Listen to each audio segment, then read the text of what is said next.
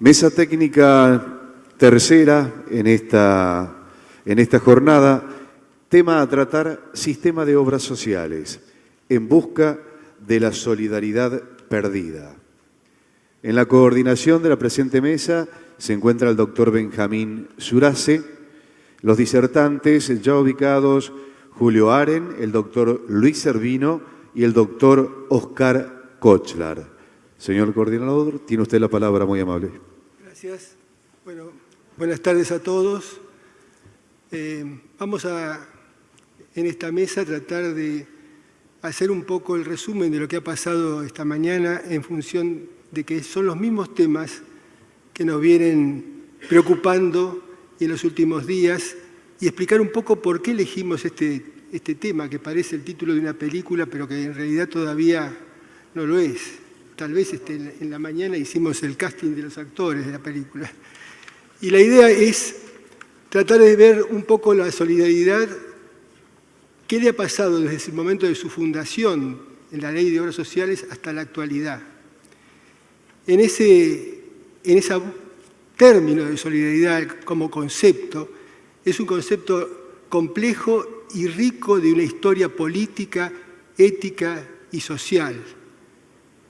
La salud es un valor social y alrededor de la salud, del valor social de la salud, se organizó el sistema solidario de los trabajadores.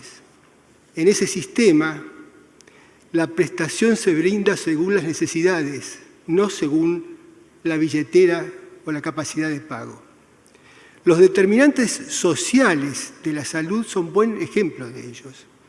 Considerar que el buen estado de salud de los unos es algo temporal y, como decía un profesor mío, generalmente no augura nada bueno, porque cuando se enferman los otros, eso debe ser simplemente la motivación para concurrir con los costos colectivos de ese grupo de trabajadores. Pero la sociedad comenzó a ser dominada por principios individualistas y de una libertad individual.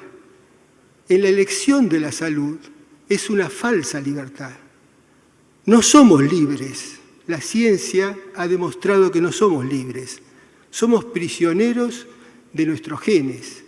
Nuestro ADN es el software de nuestra vida que dicta nuestro parecer, nuestra conducta, nuestro estilo de vida y nuestras enfermedades.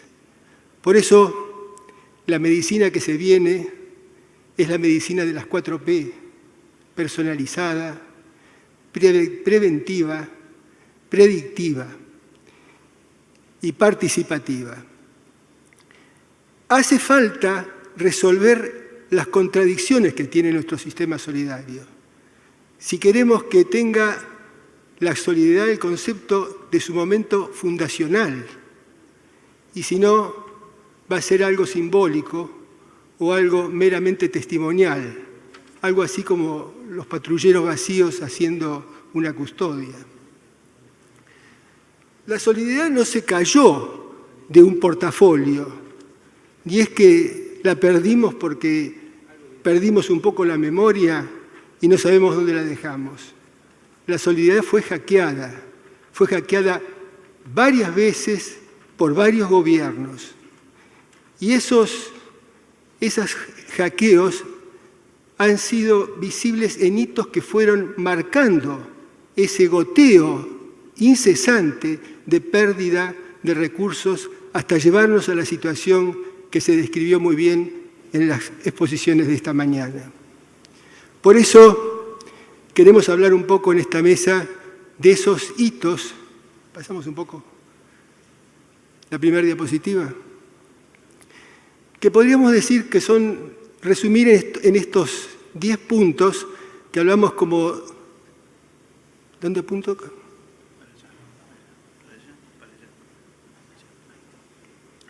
Ahí está. Que hablamos de los 10 puntos que podemos mencionar como han sido críticos y recordamos todos en el transcurso de los años. El descreme y la triangulación que apareció por el año 1900, de forma efectiva por el año 1998 y que al año siguiente, en el 1999, ya estábamos diciendo en un congreso de la Asociación de Economía de la Salud que la mitad de los traspasos habían sido los sueldos mayores de 1.000 pesos y que se estaba produciendo un descreme. El segundo punto fue en el 2004, con la aparición del régimen simplificado del monotributo, con un aporte que era sensiblemente inferior y que sigue siendo al promedio del sistema de las obras sociales. Años después se incorpora el monotributo social, que muestra una realidad del trabajo informal inicialmente y que ahora en la actualidad está incluyendo a las prestaciones, a muchos casos de personas que tienen enfermedades que no puede tratar el sector público y están inscribiéndolas en el sector de las obras sociales. Los aportes de los jubilados, los 192 pesos que se mencionaron esta mañana para atender, apenas alcanza al 12% de los recursos que se manda desde la ANSES para atender un jubilado de PAMI. Las prestaciones de transporte y educación. La Argentina es el único país del mundo que fue financiada por el sector de la salud. La cobertura de bajas laborales, que en este momento, cuando miran el padrón, hay más de 200.000 personas en esas condiciones que son financiadas por el sector, que nacieron desde el sistema solidario para dar una situación coyuntural en otra realidad en la Argentina.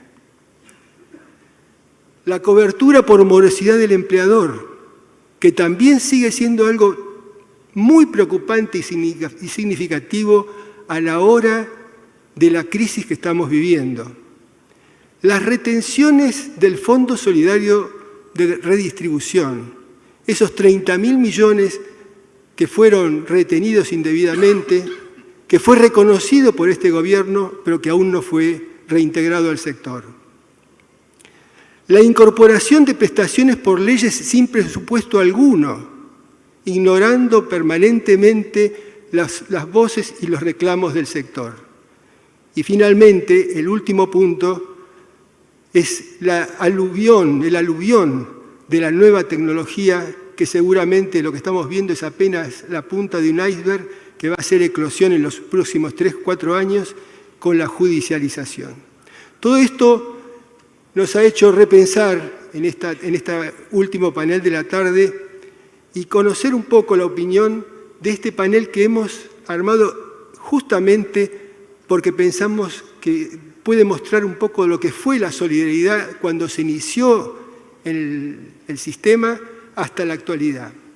Por eso voy a dejar en la palabra a estos expertos. Julio Aren es abogado de organizaciones gremiales y de obras sociales, fue subsecretario de Salud de la Nación y secretario de Relaciones Laborales y ocupó el cargo de gerente general de la ANSAL y ante la creación de la Superintendencia del Servicio de Salud fue designado liquidador de la ANSAL de Linos y Ladinos.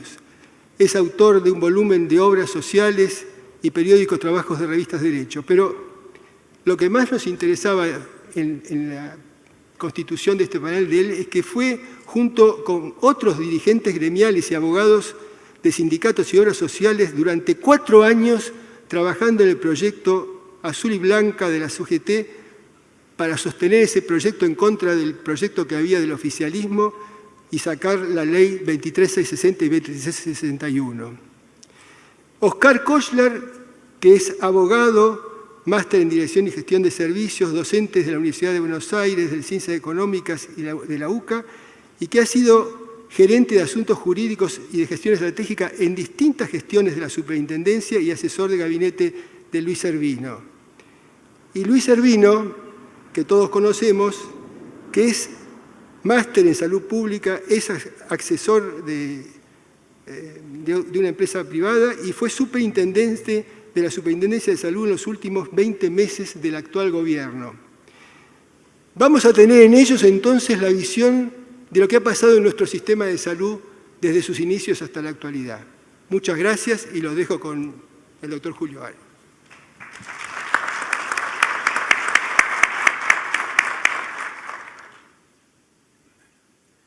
Bueno, gracias por la invitación a esta jornada, a este congreso que ya se viene repitiendo en los últimos años y por lo tanto va ganando en prestigio y nos convoca, y al Instituto de Investigación Sanitaria de la Seguridad Social. El tema sobre la solidaridad, elegido por el doctor Benjamín Surace, realmente es uno de los centros del sistema de la seguridad social en general, en todos sus aspectos. La seguridad social que luchó para alcanzar un plano de servicio hace aproximadamente 100 años, fue llegando en Estados Unidos recién en 1930 y 1935, con motivo de la grave crisis económico-financiera, aparece la Social Security Act. En Inglaterra, en la posguerra, la Segunda Guerra Mundial, 1945, a raíz del informe de Lord Beveridge. Y Argentina, como siempre, precoz en estos temas, precoz, lanza rápido, innova y después, lamentablemente, no alcanza un desarrollo pleno. La seguridad social tuvo, después de la Segunda Guerra Mundial, momentos de auge. Los estados concedían cada vez más beneficios a los trabajadores, a la población. Eso es el régimen del estado de bienestar, y la Argentina también gozó de esa situación durante muchos años. Tanto es así que allá en el 45-46, cuando están funcionando las cajas de jubilaciones y recibiendo aportes de gente joven, el sistema jubilatorio argentino era un sistema público de capitalización.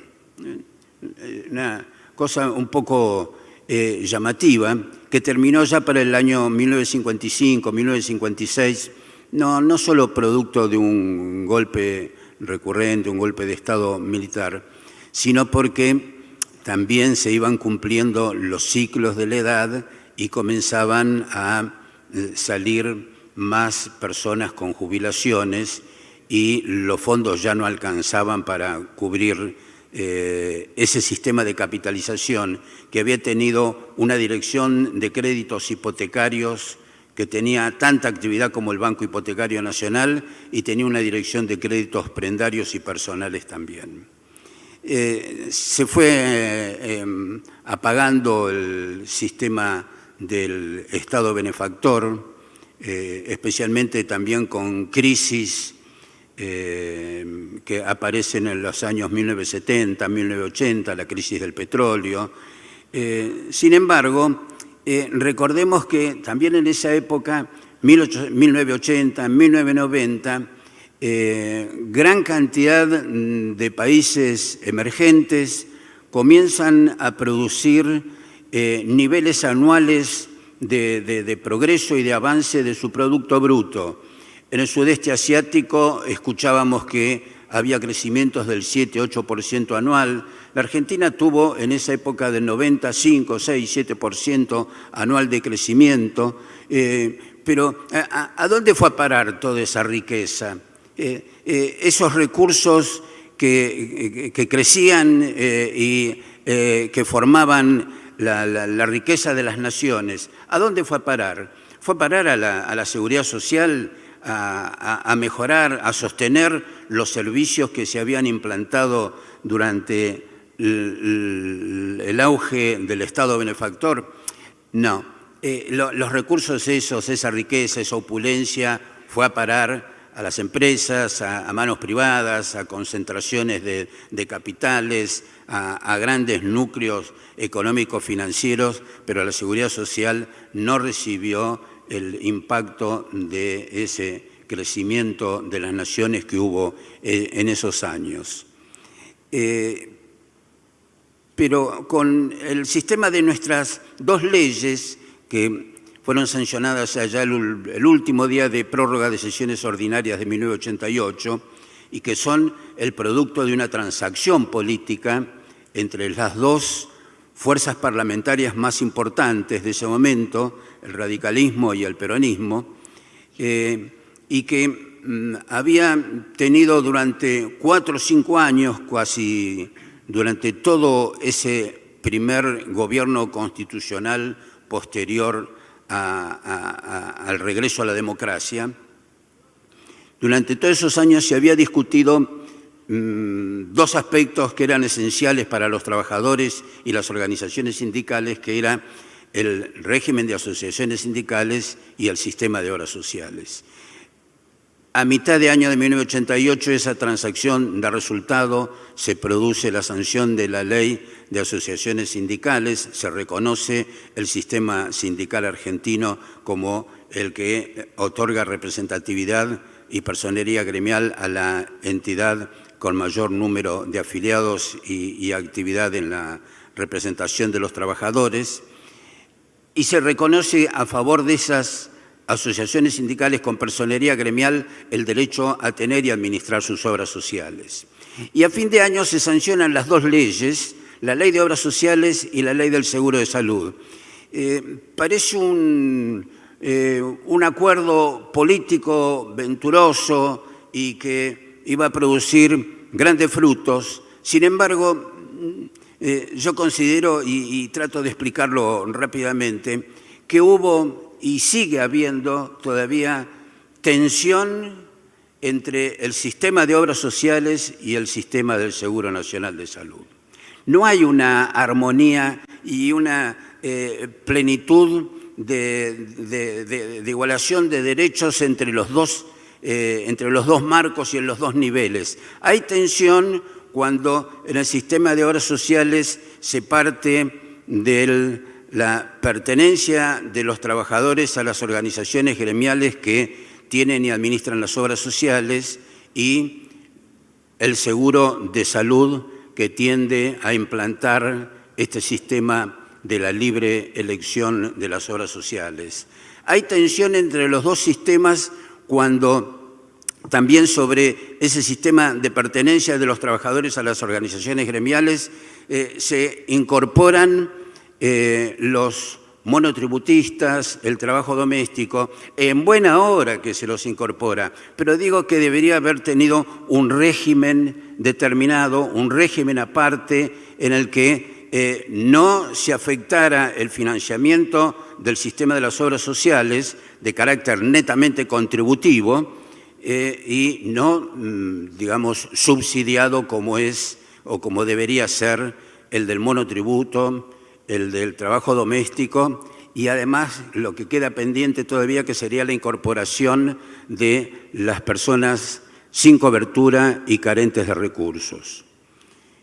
Hay tensión también cuando de una canasta o de un stock básico de prestaciones médicas se van incorporando, como se dijo recién por el doctor Surace, nuevas prestaciones sin tener en cuenta que los costos de las mismas y que se está brindando y subsidiando al Estado Nacional con esa cobertura y el Estado Nacional debería tener la obligación de concurrir con sus recursos fiscales. En la Ley 23.661 hay algunos requerimientos de aportes del Tesoro de la Nación. El artículo 22 dice que entre los recursos del seguro de salud, además de las prestaciones que brindan las obras sociales, agentes del seguro de salud, también debería el Estado Nacional concurrir con un 50% de los aportes y contribuciones promedio para sostener y para brindar cobertura a las personas que carecen de cobertura y que carecen de recursos. Eso nunca se ha cumplido. Nunca el Tesoro de la Nación, nunca en los recursos fiscales han salido aportes o cualquier clase de transferencia de recursos para las obras sociales. La inversa, que también se acaba de mencionar. Primero, reducción de contribuciones patronales, esta década del 90. Luego se dispuso que el Fondo Solidario de Redistribución, año 93, se convirtiera en un recurso dentro del presupuesto de la Nación. Entonces, como ingresó al presupuesto de la Nación, el superministro de Economía de esa época lo que dispuso es que la mitad de los recursos del Fondo Solidario se autorizaban para ser ejecutados y la otra mitad quedó sin autorización de ejecución y se fue acumulando así durante años hasta que la gestión del doctor Servino, la actividad de Oscar Kostler, pusieron sobre la mesa este tema y apareció una solución que realmente pudo haber sido o mejor o ignorada, pero que después de todo traía un criterio de justicia a esta retención de fondos que había durado tantos años y se había prolongado en unos montos que ya eran tremendos y que las obras sociales, si hubieran contado con ellos, hubieran tenido otro tipo de prestaciones.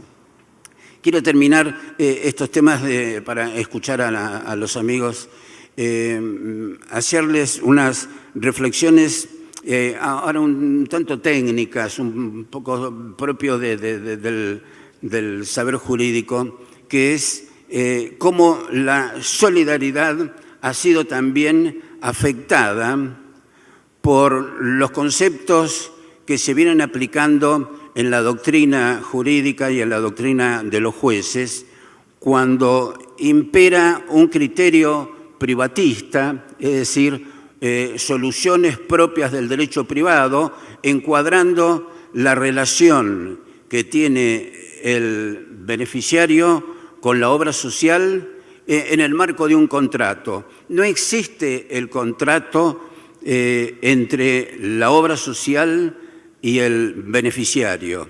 Lo que existe es una relación típica, propia de la seguridad social, en la que no hay ningún aspecto que pueda ser equiparado a un contrato en el que prima la autonomía de la voluntad. Acá no hay autonomía de la voluntad en la obra social porque está dispuesta esa relación por la ley directamente. No hay un precio porque se sostiene con aportes del trabajador y con contribuciones del empleador. El empleador no viene a buscar servicios a la obra social, entonces no tiene ninguna contraprestación. Esto es el criterio de la solidaridad que reina en el sistema. No hay en el marco de esta relación nada más que los principios de la solidaridad y de la justicia distributiva, justicia que significa que se da sin necesidad de equilibrar contraprestaciones y sin necesidad que las haya. No hay contrato en esa relación y también lo que hay que estar atentos y prevenir es que se está intentando aplicar en esta relación el concepto de la relación de consumo que tiene características especiales, tiene una ley especial, tiene una expectativa para determinados operadores jurídicos de ir a buscar los daños punitivos contra las obras sociales, que podría ser propio de otra naturaleza, de otra prestación y de otras relaciones de consumo o de usuarios, pero que no corresponden al sistema de la seguridad social. La seguridad social tiene una naturaleza propia, no es derecho privado, la relación de los beneficiarios con la obra social no es un contrato y los aportes y contribuciones de trabajadores y empleadores no son impuestos de destino específico, es un sistema de financiamiento propio de la Seguridad Social, no excluyente, podría tener recursos fiscales, sería necesario. Hay muchos países que van mutando de un sistema contributivo a un sistema de financiamiento fiscal, el caso de España. Y aquí lo que debería ser también es que debería imponerse que en los presupuestos nacionales se establezcan recursos y financiamiento para la cobertura de personas sin recursos, para personas sin cobertura, para monotributistas y trabajo doméstico y para los contribuyentes, para los casos del monotributo social y también para cubrir los costos de todos esos medicamentos y tecnologías que se han establecido a cargo de las obras sociales, que en buena hora tengan que atender eso para sus beneficiarios, para sus afiliados, pero en la cobertura subsidiaria y el servicio que le están brindando al Estado tienen derecho a esa retribución. Por mi parte, muchas gracias. Nada más.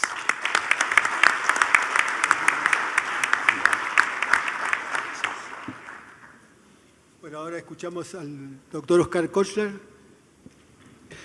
Bueno, una vez más, y como integrante del instituto, me enorgullezco de la participación y de la convocatoria que hemos tenido, y les adelanto que vamos a tener una mesa un poco más tranquila que la que hubo hoy a la mañana, o la segunda de la mañana, digamos, y vamos a hablar un poco, o como dijo Julio antes, de la solidaridad, ¿no? Yo, para comenzar a hablar de la solidaridad, lo primero que intenté hacer es buscar una... Ahí está. Buscar una definición. ¿Qué es la solidaridad? Y la definición, fui a la Real Academia Española, que dice que es la adhesión de modo circunstancial a una causa o a un proyecto de terceros. Y acá viene la primera definición que me parece que...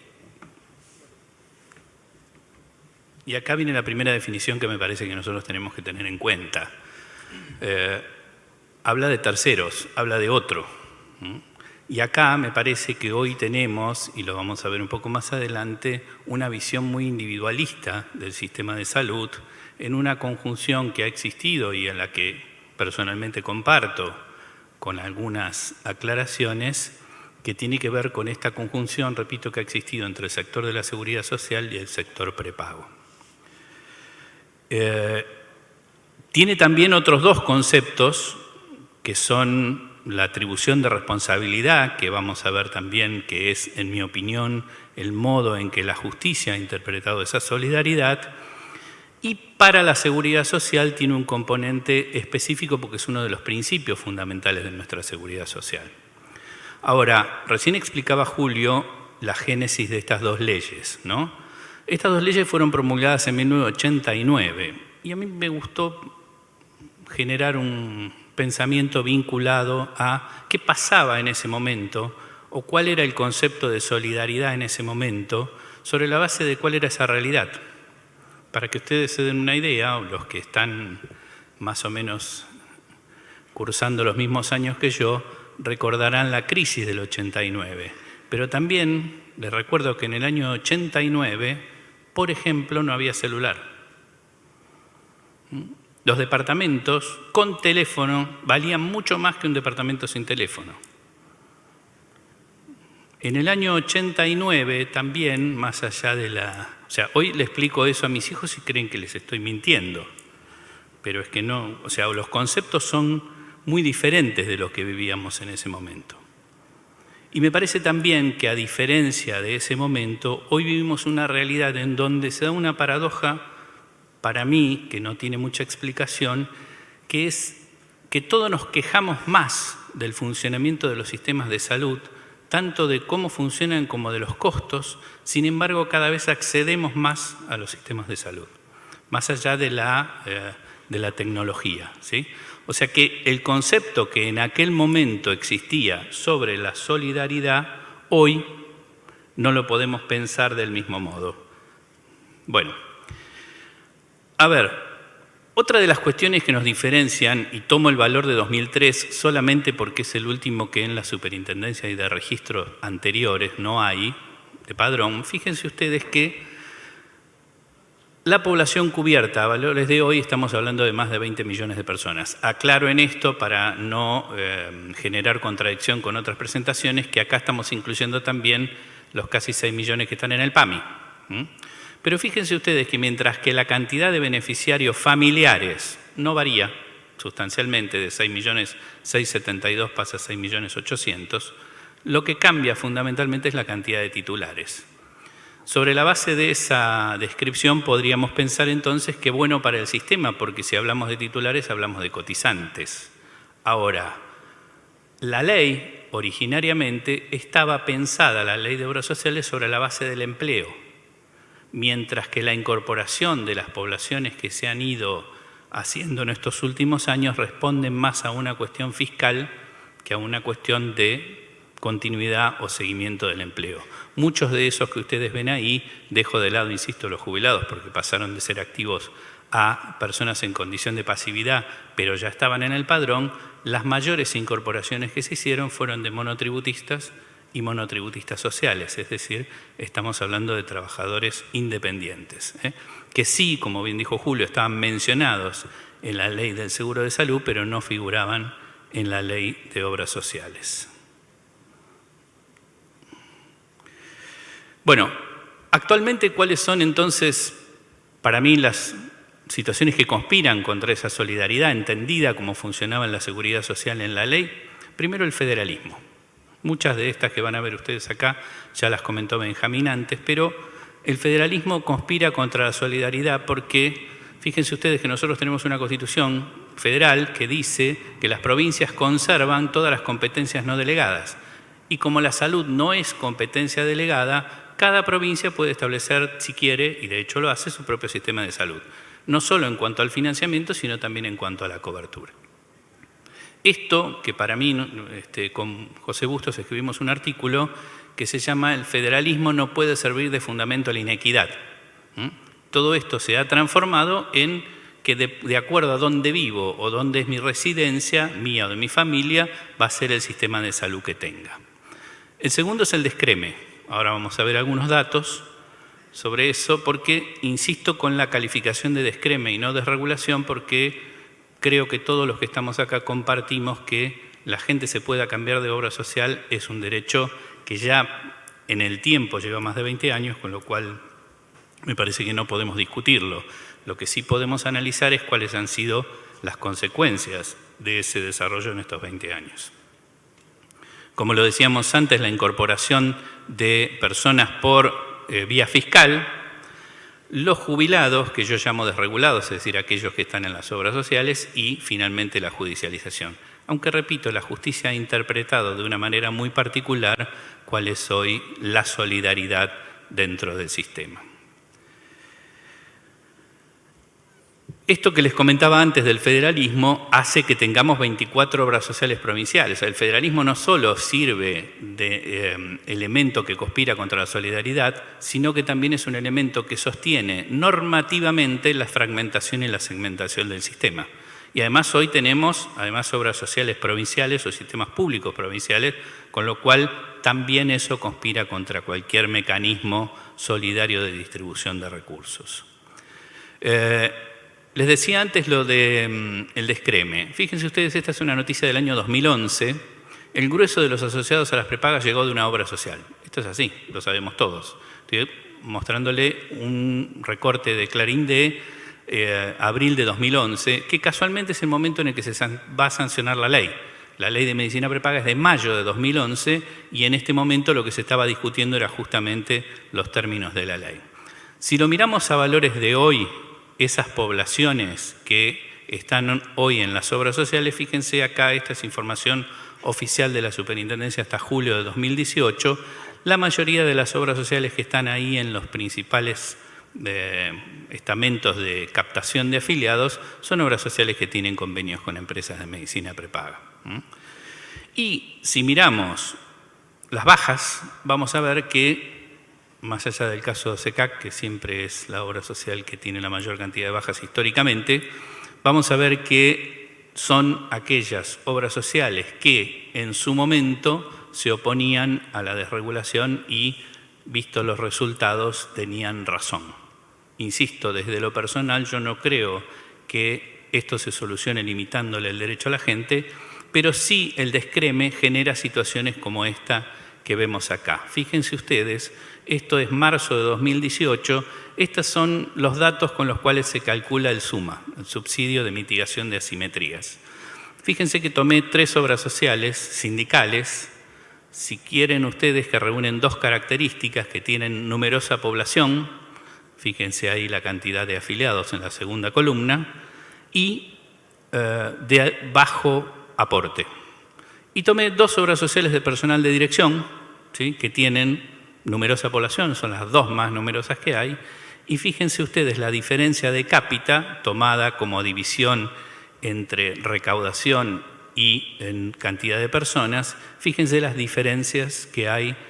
La menor es Osprera, que son 308 pesos, la mayor es OSECAC, que son casi 600 pesos. Estamos hablando de marzo de 2018, y estamos haciendo la cuenta sobre la base de la recaudación por aportes y contribuciones, mientras que las otras 2 obras sociales superan los 1.800 pesos por cabeza.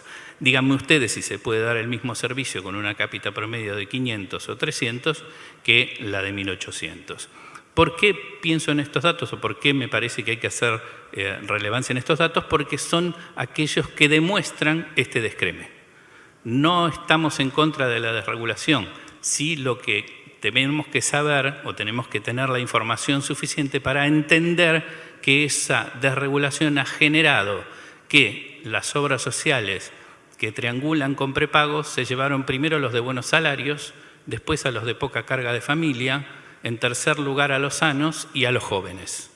En las obras sociales sindicales de mucha población y poco aporte quedaron los viejos, los enfermos, los que tienen mucha carga de familia y los que ganan poco. Eso se llama descreme. A eso le tenemos que encontrar alguna respuesta porque justamente es, desde el punto de vista económico, el principal escollo a hablar de la solidaridad de la que hablaba la ley. Esto que ven ustedes es el mismo cuadro que planteó Rubén Torres hoy a la mañana, lo que llamamos la solidaridad invertida. Fíjense ustedes, ahí está porcentualmente lo que representa para cada grupo de pequeños contribuyentes monotributistas el componente de salud, que como ustedes verán es el único fijo. En ese esquema de pago de las diferentes categorías, los únicos que varían en función del ingreso son el componente impositivo y el previsional, mientras que el de salud se mantiene invariable. Quiere decir que en alguna de las últimas categorías donde puede haber personas que perciben como monotributistas un ingreso que supera los 30.000 pesos por mes, pagan 536 pesos de salud, mientras que un trabajador en relación de dependencia que cobra, mejor dicho, 30.000 pesos de salario, está pagando casi 3.000 pesos de obra social. Agreguémosle a eso que todos estos pequeños contribuyentes, además la obra social carga con una prestación adicional, porque el trabajador en relación de dependencia tiene una cobertura adicional y afuera de la cobertura de obra social, que es la vinculada al trabajo. La RT, la vinculada a la enfermedad profesional o el accidente. Mientras que en el caso de los monotributistas, como son trabajadores por cuenta propia y en la Argentina las ART no los cubren, también para la obra social la cobertura es mayor que respecto de ese monotributista. Ya se habló hoy a la mañana también, lo dijimos hace un rato, lo dijo Julio y también Benjamín. Los jubilados, mejor dicho, el PAMI está pagando por cada jubilado que tienen las obras sociales, que son aproximadamente 370.192 pesos por cada uno. Valor que está fijado a través de una resolución conjunta del año 2012 y que permanece invariable hasta ahora. Hubo en el camino una normativa, que es el decreto 921, que cambió los valores de ajuste por riesgo, a los que hizo mención hoy Rubén también a la mañana, pero ese decreto dice expresamente que excluye de ese valor para grupo etario superior a 65 años, que excluye expresamente a los jubilados que vienen desde el PAMI hacia las obras sociales, con lo cual seguimos recibiendo todo lo mismo. Y les decía, el último de los aspectos que conspiran contra la solidaridad, que es los amparos. Fíjense ustedes ahí, estamos viendo que el registro de amparos del que están hablando ahora en el taller, tanto el gerente de Asuntos Jurídicos de la Superintendencia de Salud, Alejandro Cook, como Liliana Morales, que es la gerente de atención al usuario, ahí ustedes ven la cantidad de amparos que hay.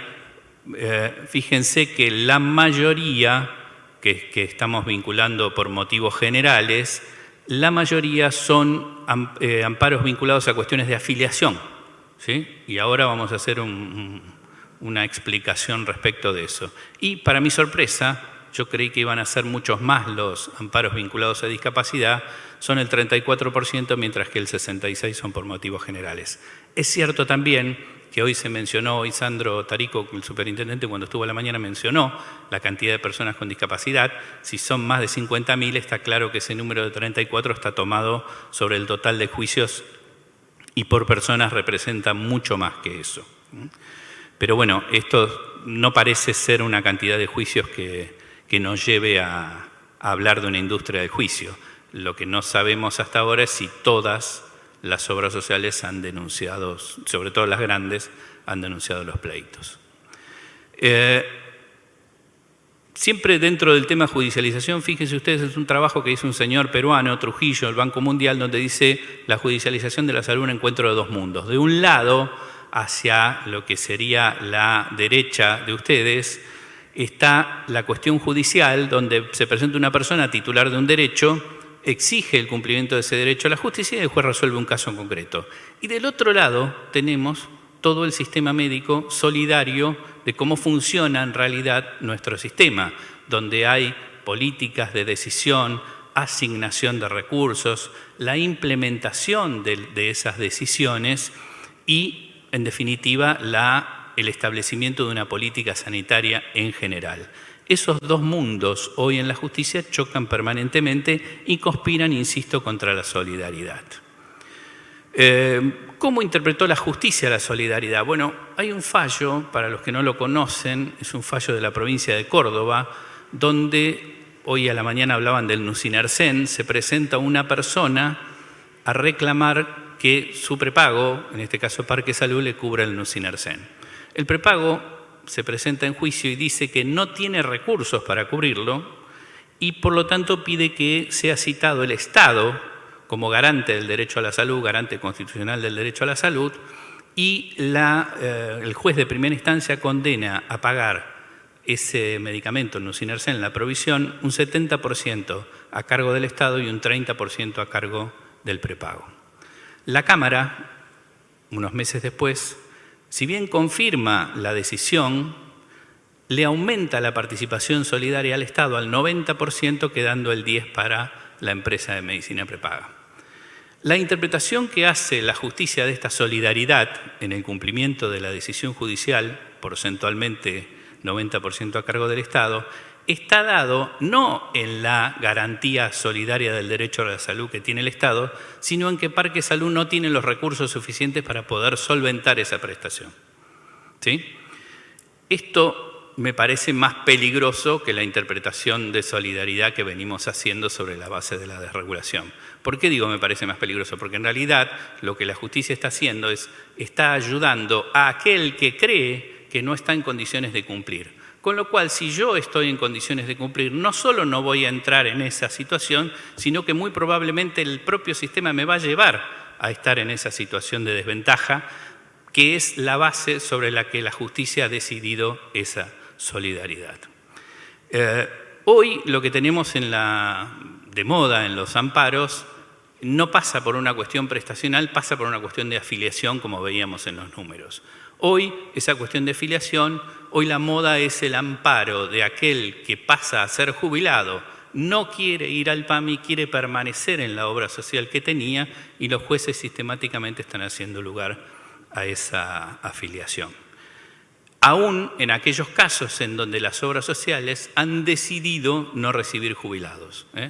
Esta es una cuestión normativa, desde el año 95, el régimen de opción de cambio de jubilados es más antiguo y permite que los jubilados opten por una obra social, pero para eso la obra social se tiene que inscribir en un registro, es decir, tiene que decidir voluntariamente recibir jubilados y a la vez decir si los recibe solo de origen, no de actividad, no confundan, de origen o de cualquier otro sector.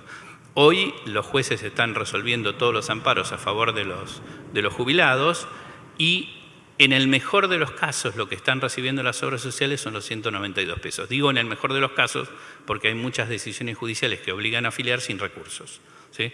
Con lo cual se genera no solo la falta de ese recurso, que sería ínfimo en lo que tiene que ver con la prestación, sino que tampoco le permiten a las obras sociales incorporarlo dentro de su padrón, con lo cual pasa a ser un adherente, no tiene cobertura del Fondo Solidario y por lo tanto no tiene la posibilidad la obra social de ir a gestionar ningún reintegro. Ese es el modo, esos dos modos son los que hoy la justicia está interpretando la solidaridad. Entonces a mí me parece que, aunque parezca un poco naif o fuera de tiempo, me parece que tenemos que recuperar algunos valores que, a pesar de todo ese paso del tiempo, no han perdido actualidad en el sector de la salud, que es esto que tiene que ver con la racional utilización de los recursos.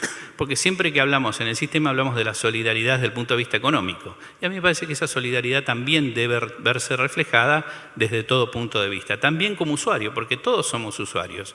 Ahora, somos usuarios lo suficientemente hipócritas para que cuando se trata de un beneficiario le ofrezcamos la cartilla, ahora cuando es para nosotros o para nuestro grupo familiar queremos lo mejor aunque no esté en la cartilla. Bueno, eso no es solidaridad, eso es pensar individualmente. Y si cada uno de nosotros piensa de ese modo, vamos a terminar logrando lo que hoy Velocopit hablaba como la quiebra del sistema. Para finalizar, me parece que cuando hablamos de solidaridad, hablamos fundamentalmente de equidad. Sea el 30% de gente que está fuera del sistema, el 10, el 5, la cantidad que sea, lo que está claro es que nosotros, los que estamos dentro del sistema, tenemos que tratar de lograr la mayor distribución equitativa posible de recursos y de servicios, porque de ese modo es donde me parece que vamos a hacer correctamente nuestro trabajo. Somos usuarios, pero también tenemos responsabilidades dentro del sistema y no podemos valorar la situación de diferente modo de acuerdo a cuál sea el rol que nos toca. No hagamos lo que hacemos cuando conducimos. Ustedes vieron que cuando manejamos le pedimos al peatón que se apure. Ahora, cuando somos peatones lo miramos al conductor y le decimos, espera que yo voy a cruzar tranquilo. Bueno, no tengamos esa doble moral o esa doble visión de la situación, sobre todo porque tenemos la información suficiente para poder trabajar en función de recuperar este concepto de la solidaridad de la que hablábamos. Nada más, muchas gracias. Sí. Ahora le toca el turno a Luis Servino, como decíamos, el último superintendente de la gestión anterior y que puso sobre la mesa en su gestión la mayor parte de los temas que tratamos hoy. Por eso esperamos que Luis nos aporte las expectativas sobre alguna posible solución a estos temas. Realmente este es un tema interesante porque toca la esencia de lo que es la seguridad social, como lo contaba Julio al principio de la presentación, ¿no es cierto? Y todas estas causas que veíamos y que nos contaba Julio, como también Benjamín Surache, y lo dijo recién Oscar, sobre la pérdida de solidaridad. En realidad, yo un poco más técnicamente lo que le pongo es condicionamientos del financiamiento que venimos teniendo desde hace muchísimos años, ¿no? Condicionamientos del financiamiento que nos llevan a no poder ejercer esta solidaridad y por lo tanto a pérdida de la solidaridad que nos van a llevar tarde o temprano a la quiebra del sistema. Y yo creo que todos los que estamos inmersos en la conducción de obras sociales, dirigentes, directores médicos y responsables, a veces por estar en esa vorágine, no nos damos cuenta que vamos como decía Claudio a la mañana, un poco alarmista, pero vamos realmente hacia una quiebra del sistema, que por ahí en otro momento la vivimos. No tenemos que olvidarnos que hubo una época donde se presentaron en concurso infinidad de obras sociales, que hubo una cesación de pagos y todo.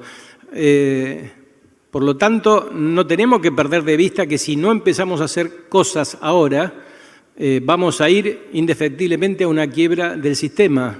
Dame la otra.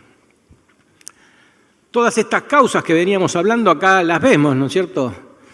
El 2004, una de las de mayor peso que está ahí, que dice incorporación de monotributistas, hoy estamos hablando de 1.700.000 personas que entraron a la ventana en el sistema, porque no es la población por la cual fue pensado el sistema esencialmente, que es la población en relación de dependencia, porque el Estado se corrió de darle una prestación a esta gente. Y hoy le estamos dando servicio por 536 pesos. Esto, indudablemente, tiene un impacto terrible sobre la pérdida de los recursos propios de cada sector. Por otro lado, bueno, ya se mencionó, le debe estar picando la oreja a Sergio, que es amigo, pero como es amigo también se lo decimos. Los aportes del PAMI a 192 pesos, cuando dice públicamente que gasta el 25 o 30% del presupuesto en medicamentos, es decir, alrededor de 600 pesos, realmente nos pone en una situación sumamente compleja, que se intentó paliar sacándonos las plata de un bolsillo y poniéndolo en otro, que es a través del Suma 65, del Suma 70. Eso realmente no nos resuelve el problema, sigue siendo plata de los trabajadores para subsidiar a otra población. Bueno, ahí vemos también temas que hemos vivido durante muchos años y que tratamos de resolverlo al comienzo de nuestra gestión, que fue la retención histórica de fondos del Fondo Solidario que no se distribuyeron como corresponde. El tema que mencionó del distracto laboral, que tiene un peso importante porque esos 3 meses que cuando se pensó la ley no tenían tanto peso, digamos, hoy lo tienen. La judicialización, y la judicialización está básicamente relacionada con 2 grandes temas que tienen que ver con la incorporación de nuevas tecnologías que no están reguladas por el Estado y que por lo tanto, al no existir, porque yo creo que ya no existe más el programa médico obligatorio, cualquier juez nos puede obligar a cualquier obra social y a cualquier prepago a que demos cualquier tipo de prestación. Y yo, es más, le digo acá a los abogados que me acompañan, ¿no? Me llama la atención que todavía no tengamos pedidos más esotéricos, como por ejemplo, ¿a quién no le gustaría, si tiene alguna afección grave, ir a operarse a Estados Unidos?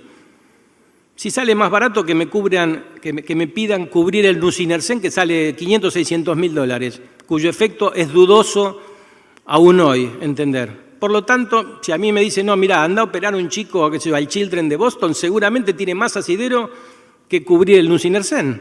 Pero por suerte no demos ideas, pero hoy no está pasando tanto, ¿no es cierto? Dame la otra.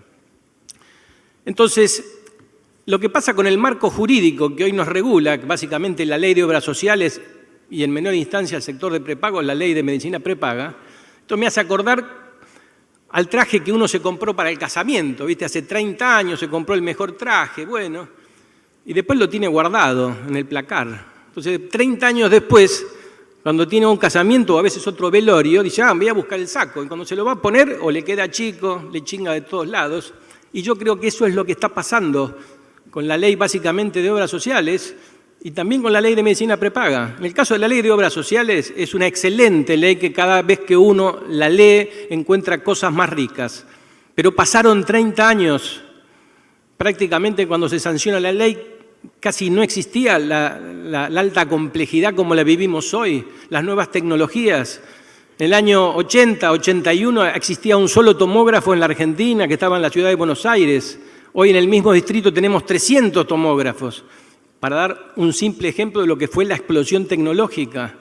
Por lo tanto, esta ley, que les repito, desde mi punto de vista es una excelente ley, la 2360 y 61, tienen algunos aspectos que hay que corregir. Por eso acá yo hablo de ayornar el marco regulatorio y para poder corregir los problemas tenemos que sacarnos de la cabeza ir a golpear algún despacho de algún ministro, secretario, del superintendente en el momento que corresponda, para ir a pedirle algún decretito, alguna resolución. Creo que tenemos que pensar en grande como se pensó cuando se discutió esta ley, con todos los actores políticos en el marco del Congreso. Y realmente, como hemos elaborado con Oscar, en el momento que estuvimos en la función pública, un complemento de esta ley de obras sociales, al cual llamamos Ley Complementaria de Salud, cuya autoría intelectual es nuestra, que inclusive se la hemos presentado en su momento al presidente, le pareció bien, pero bueno, después, al alejarnos de la función, quedó realmente sin ejecutar. Y esta ley viene a resolver gran parte de estos problemas que hoy, durante todo el día, fuimos hablando. Pásala. Esta ley, como ven ahí, tiene varios capítulos, ¿no es cierto? Uno que tiene que ver con la situación del Fondo Solidario de Redistribución, que como vimos antes, sufrió por el capricho de un gobierno que durante 10 años no se repartan los fondos, como dice específicamente la ley, que es otro de los temas. En la Argentina el incumplimiento de la ley es una regla de todos los gobiernos, no importa el signo político que tengan. Gobiernos y funcionarios incumplen sistemáticamente la ley y nosotros a veces miramos para otro lado. Hoy también se dijo, durante la gestión hicimos un cobro histórico de una deuda de más de 18 años, que fue la deuda de OSDE. Cobramos 8.000 millones de pesos y ya pagaron las primeras cuotas. Eso tiene que ir, ni hay que pensarlo, tiene que ir al fondo. Bueno, está retenida, no se sabe por qué motivo, no va al fondo. Y eso es un incumplimiento flagrante de la Ley de Obras Sociales. El segundo capítulo, habla de la opción de cambio, y ahí tratamos, ahora cuando lo expliquemos, básicamente de resolver el tema de descreme. Capítulo 3, modelo médico asistencial de la Argentina, que a pesar de tener un sistema gravemente en crisis, tenemos un modelo que prácticamente la mayor parte de los países desarrollados no lo tienen. Capítulo 4 habla de regímenes especiales y unificación de aportes. Acá me refiero que, como hablaba Oscar también, de las obras sociales provinciales y todo, tenemos más de 1,5 millones, 2 millones de personas que tienen 2 o 3 coberturas, porque trabaja, por ahí es policía o maestra en la provincia, tiene IOMA, pero en la capital federal trabaja en un kiosco y tiene OSECAC, y además aporta con sus impuestos al sector público. Esa persona tiene 2 o 3 coberturas, ninguna le da lo que corresponde. Entonces tenemos que unificar los aportes y hacer acuerdos con los gobiernos provinciales para que una persona o tenga IOMA, o tenga OSECAC, o tenga lo que tenga que tener, pero no a estar aportando a 3 cajas distintas. Después el capítulo 5, que es fundamental, que es definir una canasta de servicios asistenciales. Ya el PMO fue, no conceptualmente, sino porque fue bastardeado durante el resto de los años, incorporando cosas por la ventana o por los jueces. Por lo tanto, no es un problema del nombre en sí, sino conceptualmente que esta canasta de servicios, ¿sí?, tiene que ser total y absolutamente taxativa y tiene que tener fuerza de ley. Hoy no la tiene. Ninguna ley describe el PMO, solamente la ley que obliga en su momento, una ley de un solo artículo que decía las empresas de medicina prepaga deben cubrir el programa médico obligatorio, porque fue consensuado en su momento por decreto y lo modifica a veces el Ministerio de Salud con un decreto, con una resolución, modifica el PMO. Entonces, el PMO, o acá como le dimos el nombre de llamar canasta de servicios, debe ser específicamente tener fuerza de ley y todos los financiadores públicos y privados tienen que ceñirse a la cobertura de esa canasta de servicios, porque si no tenemos en la Argentina también ciudadanos de primera y de segunda. Los únicos obligados a cubrir el PMO que teníamos son las obras sociales nacionales. Las obras sociales provinciales no lo cumplen, o lo cumplen si quieren, bueno, y el prestador público muchísimo menos. Por eso tenemos ciudadanos de primera y de segunda, ¿no es cierto? Y por último, otro de los temas que nosotros planteamos en esta ley es el régimen impositivo del sector salud. Las obras sociales padecemos también el hecho de, por ejemplo, el tema de IVA, el tema de impuesto al cheque, que realmente tenemos graves problemas con créditos que no podemos utilizar. Pasa a la siguiente.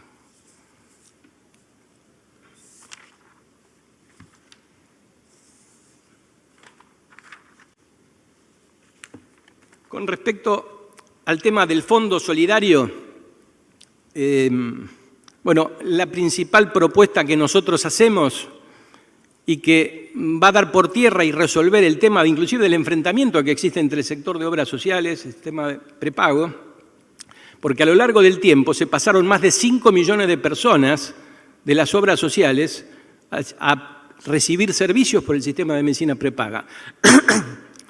Esto significa que ya es un derecho adquirido, no existe gobierno que pueda hoy sacarle ese derecho a la gente. Se pasan actualmente, creo, alrededor de 40.000 personas mensuales.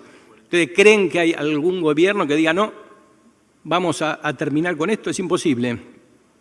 Y eso pone indudablemente en el centro de la discusión dos temas como los platos de una balanza, que son el derecho individual, la libertad individual de alguien querer elegir versus poder mantener la solidaridad que el sistema tiene. Y la única forma de revertir eso es poniendo la plata. Si el que quiera tener su atención a través de una empresa de medicina prepaga tiene la posibilidad de hacerlo, pero tiene que pagar. Y hoy nos encontramos que hay alrededor de 4 millones de personas que reciben su atención a través del sistema de medicina prepaga y que pagan, la mayoría de esos pagan una cuota extra en la ventanilla del prepago, lo paga el empresario que le paga un aporte o lo paga en la obra social. Y llamativamente, inclusive hasta el propio Abad se sorprendió cuando lo hablamos, cuando era responsable de la AFIP, que eso ni tributa IVA ni paga el 15% al fondo. Entonces, lo que nosotros proponemos en este proyecto de ley, que esas 4 millones de personas sigan teniendo, y las que vengan también, el derecho a poder optar su atención por un sistema de medicina prepaga, pero que por ese adicional paguen el 15% al fondo. Eso le daría, de acuerdo a los cálculos que hicimos nosotros, entre 7.000 a 8.000 millones de pesos más al fondo por año. O sea que es una cifra realmente muy, muy importante para poder seguir ejerciendo la solidaridad.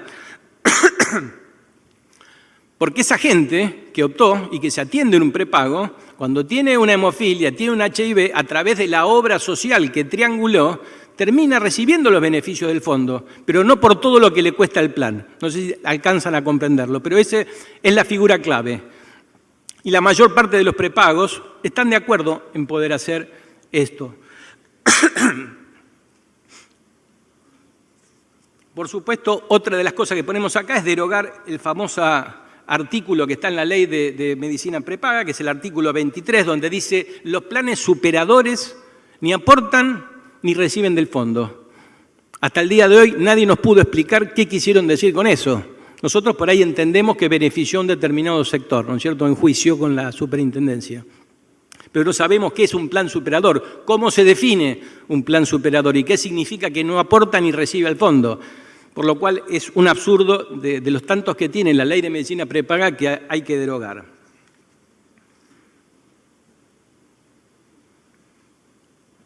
Otro de los temas que estamos proponiendo para el fondo es que no haya límites al aporte por el volumen de salario del trabajador. Durante mucho tiempo los que más ganaban no aportaban del 100% al fondo, sino aportaban hasta un determinado tope, lo cual también atenta contra la solidaridad. Vamos a la otra. La 7.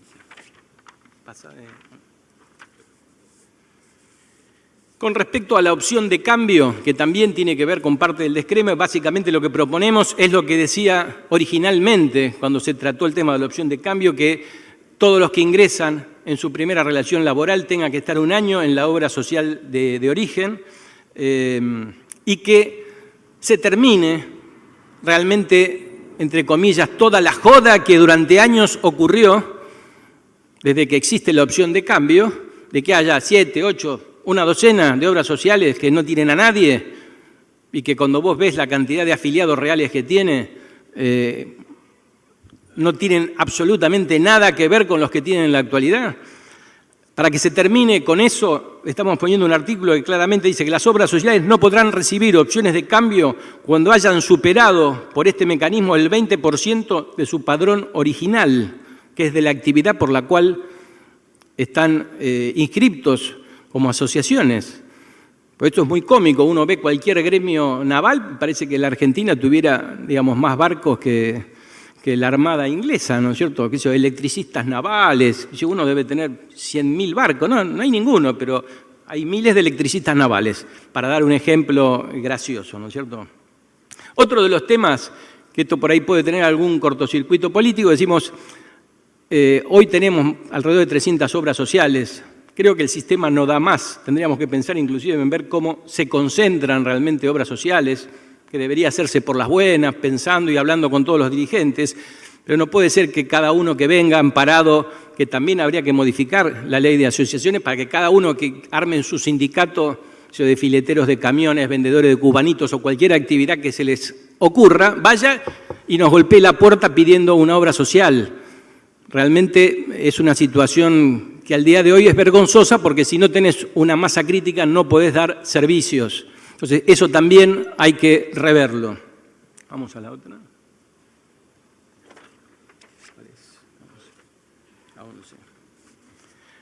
Otra de las cosas que proponemos acá es el modelo médico asistencial. El modelo médico asistencial básicamente tiene varias cosas, pero lo que no puede ser es que el modelo de médico de cabecera, que ya se habló muchas veces y se habló en resoluciones, sea optativo, que lo aplica el que quiere en la práctica. Modelo médico asistencial con médico de cabecera, que en todo el mundo ya está establecido, aún en países desarrollados. En la Argentina todavía sigamos con que el que quiere lo hace, el que quiere no. Es un modelo que debe ser obligatorio para las obras sociales, para las empresas de medicina prepaga y también para el sector público. Lo mismo en el artículo que corresponde al pago de coseguros. Los coseguros que se establecieron deben ser obligatorios. Después cada financiador verá si se lo reintegra o no al afiliado, pero deben ser obligatorios para evitar parte de los problemas de abuso que ya se habló anteriormente, ¿no es cierto? Vamos a la otra.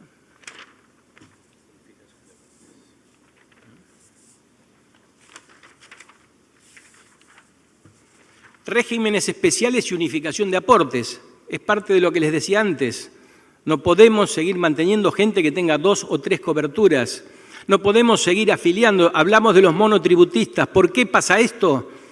Pasa esto porque este PMO o la canasta que tengamos en el futuro no está valorizada medianamente ni seriamente. Por lo tanto, ingresamos al sistema a cualquiera que pague lo que alguien defina que hay que pagar. Mínimo deberíamos ingresar a personas que paguen lo que vale el programa que le vamos a exigir a ese financiador. Ustedes me pueden decir, bueno, no, pero es un trabajador que no llega. Bueno, probablemente lo ponga el Estado si no llega. No que te lo tiren, como tiraron 1.700.000 de monotributistas, y que lo paguen otros que son un poco más pobres que ellos, que son los trabajadores. Por eso el Estado no puede correrse de la obligación de financiar a aquellos que tienen menos recursos. Por eso hay que fijar, y acá en la ley lo establecemos, después le vamos a dar para que lo lean con detalle, qué o cuál es el mecanismo para fijar ese valor de aporte mínimo para poder ingresar al sistema de obras sociales. Y si no le da, o lo pone el Estado o la persona que se atiende en el sector público. ¿O es tan malo atenderse en el sector público? Porque para las conferencias y todo el mundo, como ya también se dijo, hoy todo el mundo habla que el sector público es bárbaro y todo, pero la verdad que la mayoría va a la guardia si se accidentó con el auto. La mayoría no va al sector público. Y si agarramos a los políticos y a los funcionarios sobre todo y los damos vueltas, se le empiezan a caer los carnés de los prepagos. Entonces, basta de seguir diciendo que el sector público anda bárbaro, porque la realidad no anda bárbaro. Y es el sector más ineficiente. Gasta más en promedio por habitante que la seguridad social. Así que tenemos que reverlo. Ya estamos. Bueno, la canasta de servicios asistenciales. Ya con esto casi terminamos. Lo que estamos diciendo no es simplemente un cambio de nombre, ya creo que el término de PMO, si es plan mínimo obligatorio, ha sido muy bastardeado. Muchos países en el mundo hablan de canasta de servicios. Creo que tenemos que discutir y tener una canasta de servicios en forma explícita con todas las prestaciones que los financiadores y el sector público debe cubrir a todos los habitantes de la Argentina, ¿sí? Que sea evaluado por todas las normas de la medicina basada en la evidencia, que no tengamos discusión que esto sí o esto no, que la autoridad de aplicación que se designa sea quien tenga, o la futura agencia de evaluación de tecnologías, sea la que defina qué prestaciones se van a sacar o qué prestaciones se van a poner, y que la responsabilidad entre el financiador y el afiliado se extinga después de la cobertura de ese PMO. de esa canasta de servicios, porque hoy gran parte de los amparos tienen que ver específicamente por cubrir cosas que no caen dentro de este programa médico obligatorio. Si nosotros logramos tener una canasta de servicios que tenga fuerza de ley, que esté en esta ley aceptada, que es la que la obra social, un prepago, debe cubrir, probablemente disminuyan drásticamente los amparos. Los amparos contra los financiadores. No significa, como en el fallo de Córdoba, que alguien vaya y le golpee la puerta y el juez le dé lugar para que el Estado cubra esta cobertura que está fuera de esta canasta de servicios. Creo que, bueno, estos son los aspectos más importantes. La última es básicamente todo lo que tiene que ver con el sistema impositivo que sufrimos, tanto las obras sociales como las empresas de medicina prepaga, con crédito de IVA que no se puede ejercer, con el impuesto del cheque que iba a ser transitorio y es transitorio desde hace años. Y realmente somos un sector, la seguridad social y el sector privado de la salud, que es la cenicienta de los sectores, ¿sí?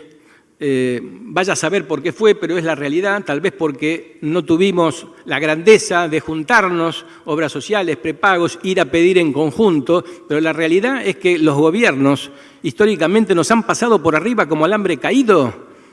Aún en la época, veo acá médicos, directores de sanatorios, aún en la época de la epidemia de gripe, que teníamos todos los sanatorios preparados para el hecatombe, ¿alguna vez vino el Estado para decirnos, ¿necesitan algo? Jamás. Jamás ocurrió eso. Entonces me parece que tenemos que tener presencia frente a los gobiernos serios, porque hay otros sectores que la tienen. O sale algún colectivo a la calle manejado por empresas, por señores empresarios, que no tenga subsidio. No salen. Ahora, ¿por qué al sector salud no existe ningún subsidio del Estado? Por más que inclusive la ley plantea que el Estado y el Tesoro podría subsidiar al sector de obras sociales. Jamás puso un centavo, como decía Julio al principio. Entonces, esa creo que es la gran asignatura pendiente para evitar que el sistema choque, para evitar que vayamos a la quiebra en los próximos tiempos. Quedémonos pensando en esto y veamos cómo podemos corregir lo que hemos hecho mal hasta ahora. Y gracias por la atención.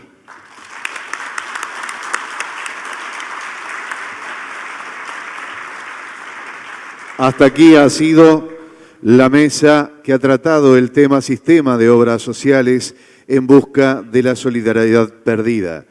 En la coordinación el doctor Benjamín Surace, disertantes Julio Aren, doctor Luis Servino, doctor Oscar Chocla.